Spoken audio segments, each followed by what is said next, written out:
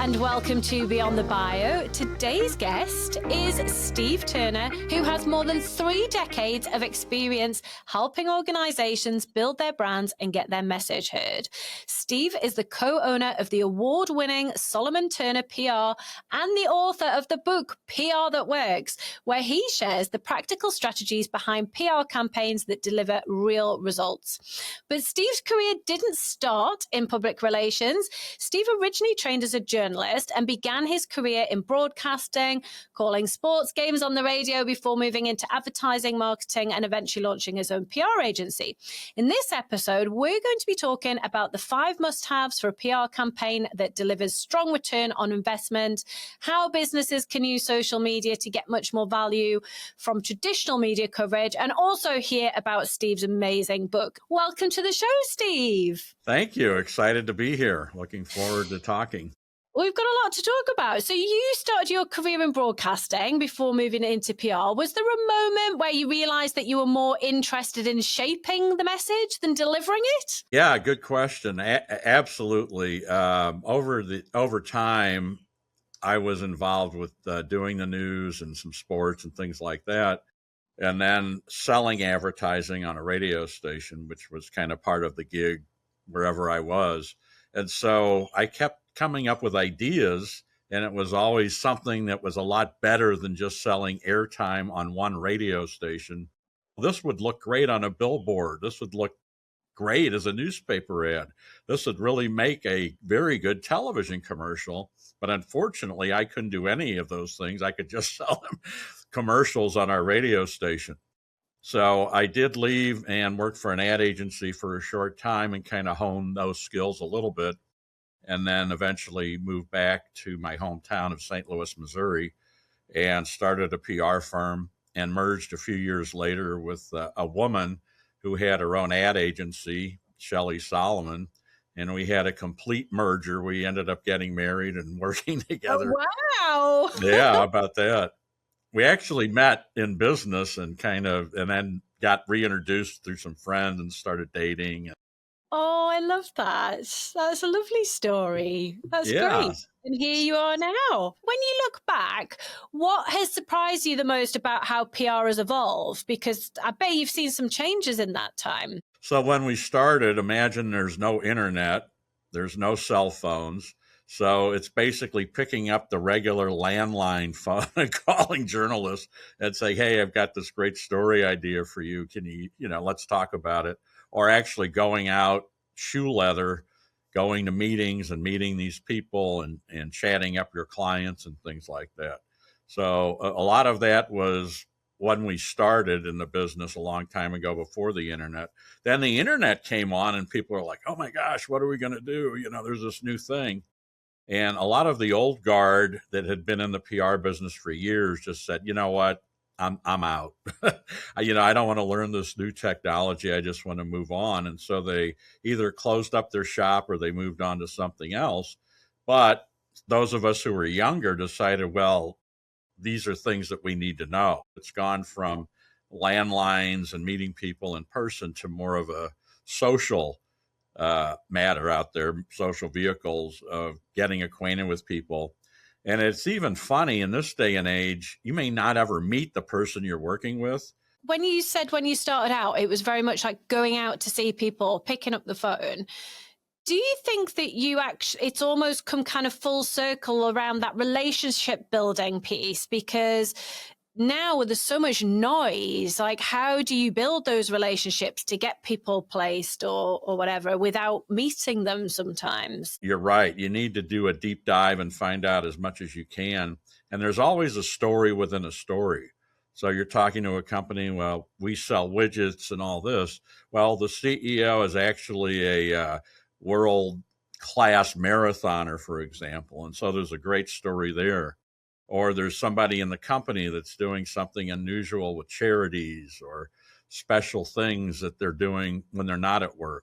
So those are all colorful stories that the media loves.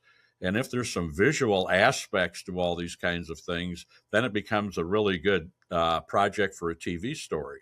So you kind of have to work your way through this.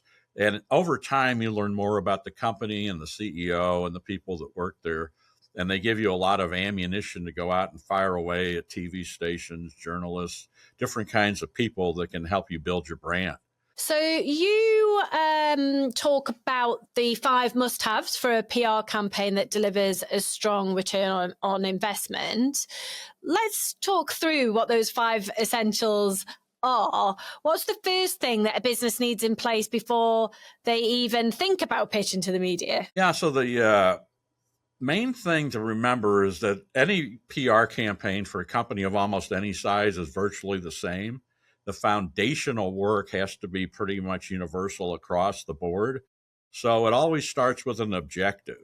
What is it we're trying to accomplish? Are we going to work with sales to try to build revenue 20%? Okay, how are we going to do that? We want to sell 20% more toy trucks in the next 6 months. Okay, how does PR fit into that? Most businesses have a growth plan. They say, okay, down the road, a year from now, this is what our company's going to look like 5 years from now, 10 years from now. Well, how does PR play into that? And the more specific with an objective in the near term to start that you can be, the better results you're going to get. So we always tell clients, let's do something real specific and see how we can work this out. And a lot of times it's sales related or revenue related or brand related, but it also involves getting some feedback from the salespeople or the marketing department if they're a company that has one, and kind of coordinate all these things together. So it's always the objective. Let's increase sales by 20% working with the sales department. Let's do this. Let's impact our community in a way that shows that we're really good people to work with. Okay, how are we going to do that? Maybe there's a charity thing that we can do. Maybe we can get a TV station on board to sponsor something like that, or do something with a radio station or something that really builds that brand and that prominence within your local market. So it kind of starts with that, and that's usually number one. And once you figure that out, you have to figure out who the audience is. A lot of people say, well, our audience is women 25 to 54. Well, okay, great. But I can tell you, and that there's a big difference between a woman 25 and a woman that's 54. So you have to hone in on a granular level of who is your ideal client and what are they buying and what message can you deliver to them that's going to differentiate your company from everybody else that's out there. How do you cut through the noise? And is this the second step in your framework, the audience? Right. So we've got objectives, audience. Mm-hmm. Yeah, connect with them on a granular level. Somebody says, well, my audience is engineers. Okay, well, who are they? Are they in your local area, or are they national? Are they international? What size companies do they own or run? I mean, there's a million things that go into defining who your real customer is and who your audience is. So those are the first 2 things, objective, audience. And we get into messaging. How do you differentiate yourself? What PR message can you come up with? And it doesn't have to be a cutesy ad tagline, but something that describes it in 1 or 2 lines. And people keep hearing this and seeing this over and over again. And it finally sinks in and you're on your way to building your brand that way. So the messaging is really important. The fourth thing is a delivery system. So what are we using to get the message to our customers? Well, if it's a consumer kind of product, you're looking at things like TV and radio and social media and things like that. If it's more trade oriented, like business to business, you're looking at maybe trade journals and business publications and things that are more specific oriented to that audience. So the delivery system is important. You need to figure out the best way to reach those customers. And then the final thing is measurement. How do we measure these things to get the ROI that we want? Well, if our goal is to work with the sales guys to increase revenue 20%, we can kind of monitor that over time and say, okay, we're giving the salespeople all this ammunition now with articles and interviews, things we're doing. And hopefully they're using that when they go out and pitch clients, getting permission to come in and through the door through all these great PR articles and third-party endorsements PR has created for them. So they get in and we can see the impact. Okay, sales are up 10%, or we're on our way 6 months, we've increased 10%.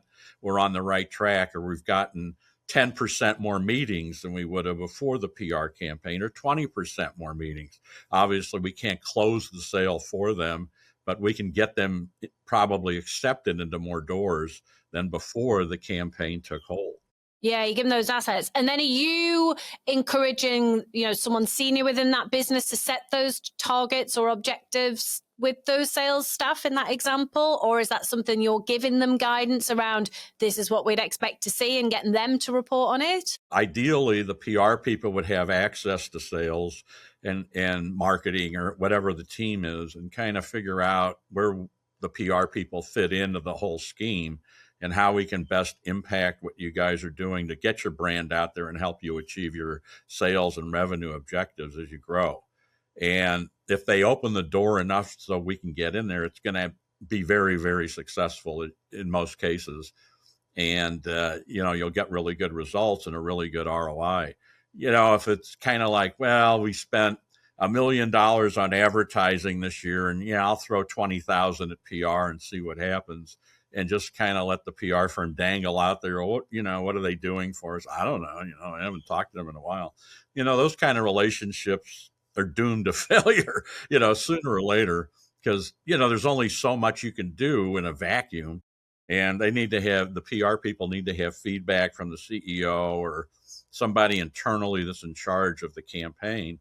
Say, okay, you work with the PR people, make sure they get what they need, and then figure out these things that we can supply them to make it successful and a win-win for them and for us. Now, you've worked with some huge names like Tony Robbins and Brian Tracy. Can you tell us anything about what you've worked on for them? Yeah, so interesting. We got to work with them before they became superstars, so to speak. The story, and this is a great story. So I was in a radio station in St. Louis with a client, and this gentleman walked in with all these, in those days, cassette albums. You can remember those things. Yeah. So he walked in with a giant stack of cassette albums, and they were all Brian Tracy.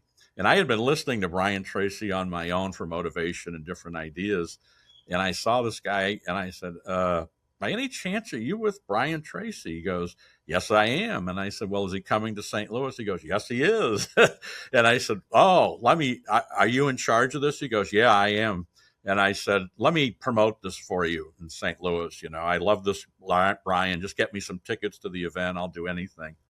And so they said, well, okay. Well, they didn't have much of a budget or anything. And so they were being coy about the whole thing.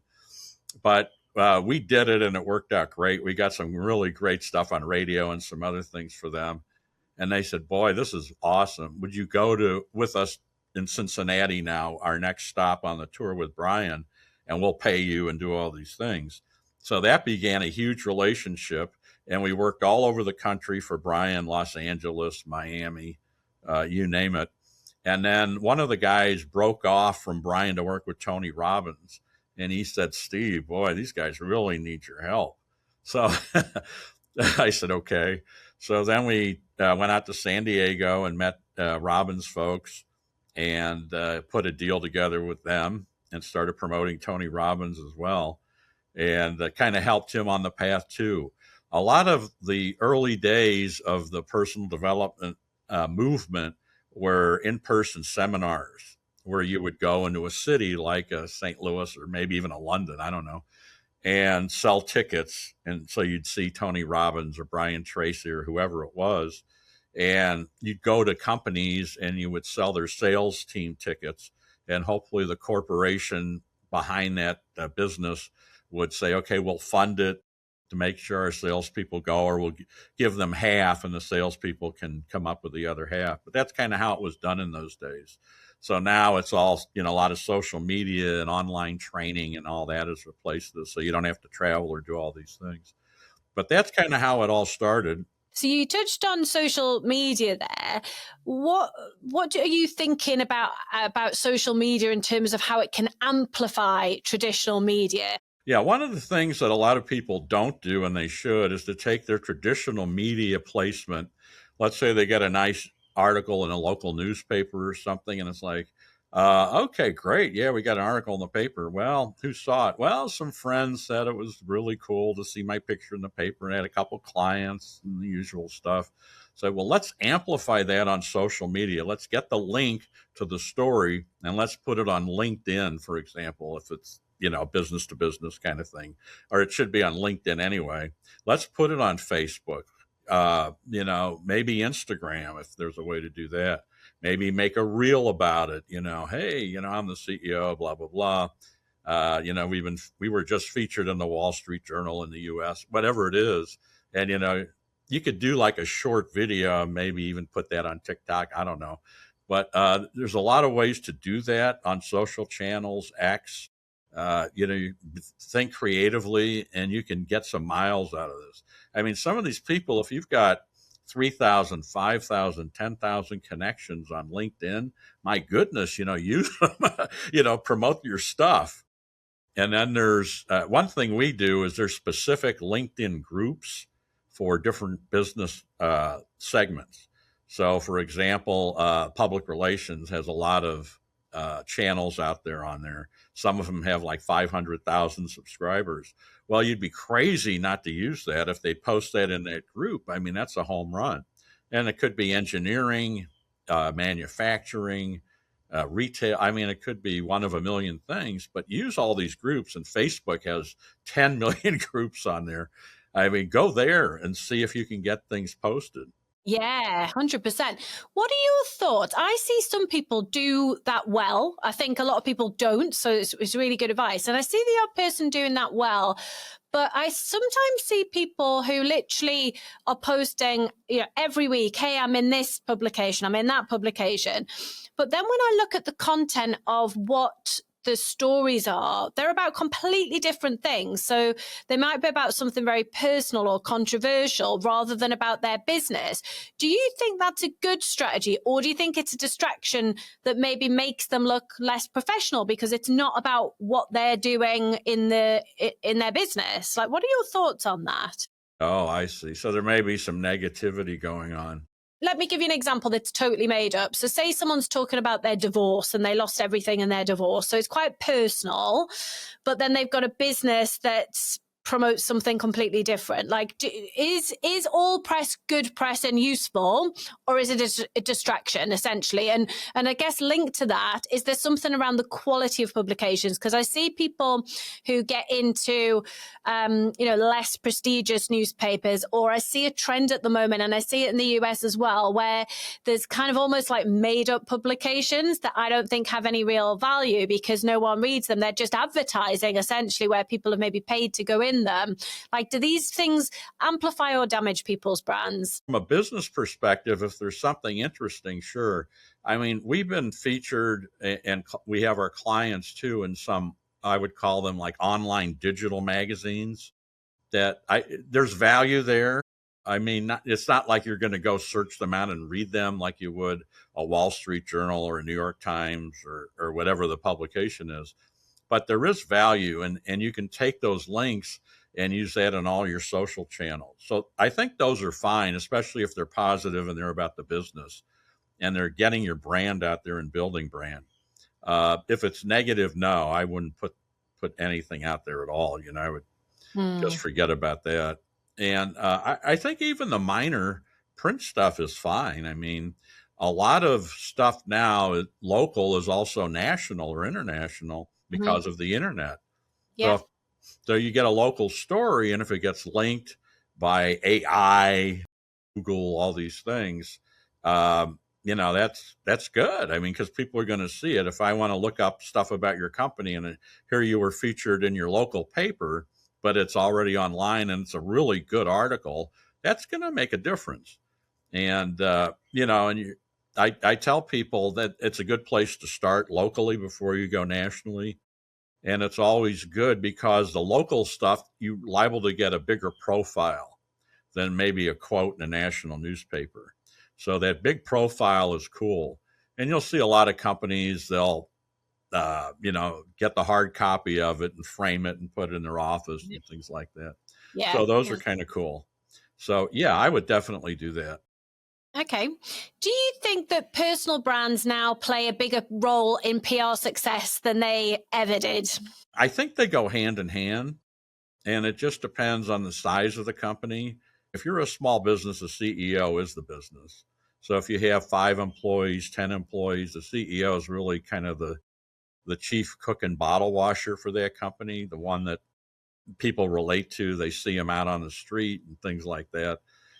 So that's important to get his brand or her brand out there, and not necessarily for every little thing, but if it's a major thing related positively to the business, yes, you could do blogs or entries, LinkedIn articles, things like that are also really helpful if they educate your audience.